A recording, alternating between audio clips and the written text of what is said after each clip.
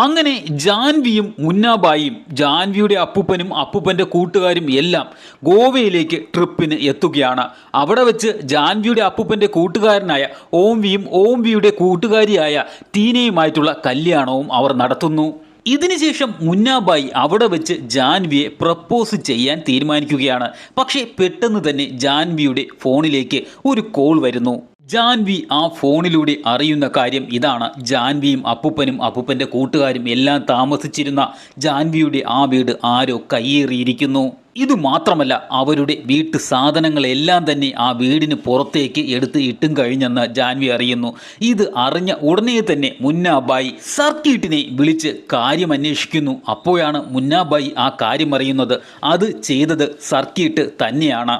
സർക്കീട്ടിന് അറിയില്ലായിരുന്നു അത് ജാൻവിയുടെ വീടാണ് എന്ന്. ലക്കി സിംഗ് പറഞ്ഞിട്ടാണ് സർക്കീട്ട് ആ വീടെല്ലാം ഒഴിപ്പിക്കുന്നത്. ലക്കി സിംഗിന് വേണ്ടിയാണല്ലോ മുന്നാബായി ജോലി ചെയ്യുന്നത്.